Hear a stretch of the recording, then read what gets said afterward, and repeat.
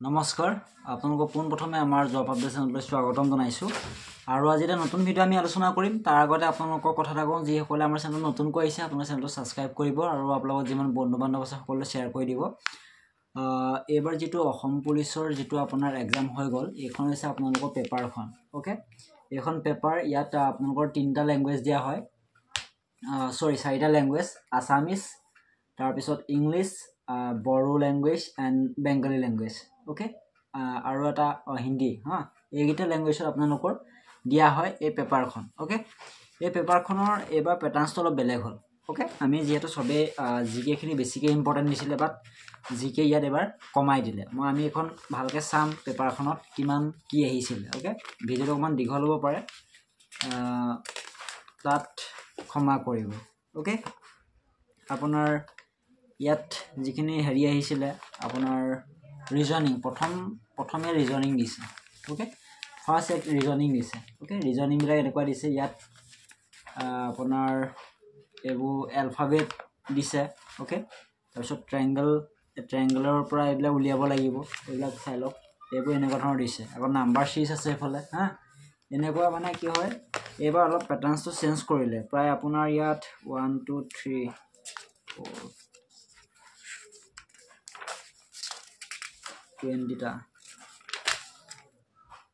ইয়াত আপোনাৰ এবাৰ 20 টা ৰিজনিং আহিছে ওকে এবাৰ 20 টা ৰিজনিং আহিছে মানে 10 নম্বৰ ওকে 10 নম্বৰ ইয়াত এবাৰ ৰিজনিং দিছে তো মেথছ দিছে আপোনাৰ কেটা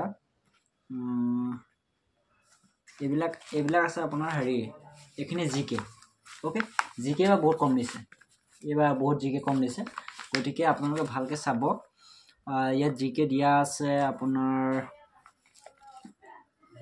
ভাৰতীয় আন্দোলন 1942 চনত যিবিলাক ভাৰতীয় আন্দোলন হৈছিল কোৱাইট ইন দ্য মুভমেন্ট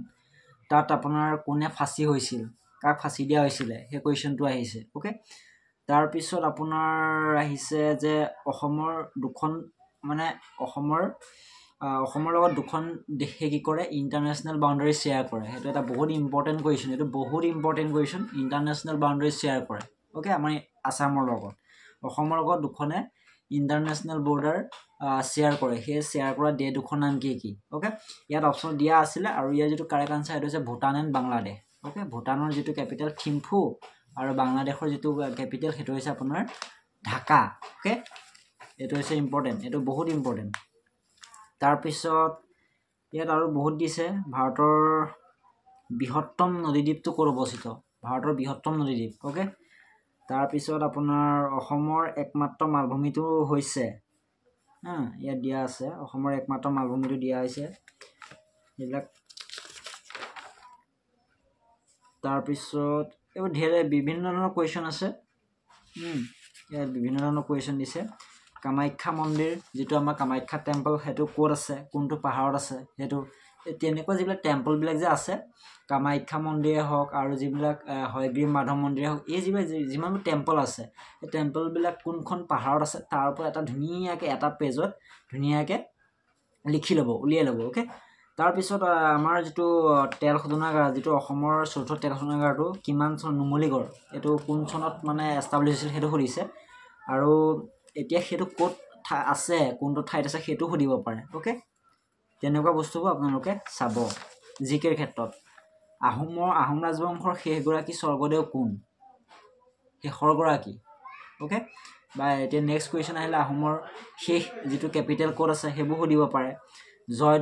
জয়দলটো কাৰ স্মৃতি নিৰ্মাণ কৰা হৈছিল কোনে নিৰ্মাণ কৰিছিল ইয়াত কোনে নিৰ্মাণ কৰিছিল কোৱা নাই কিন্তু কাৰ স্মৃতিত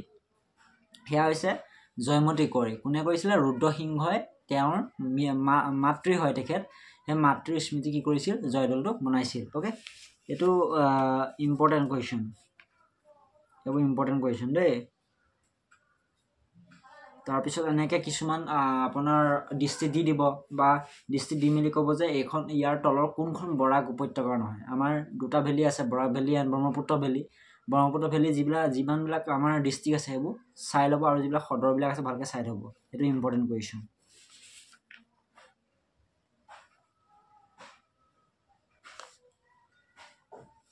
তাৰপিছত অসমৰ প্ৰথমগৰাকী মহিলা মুখ্যমন্ত্ৰী কোন আছিল হেতু আহিছে এটো সবেই জানে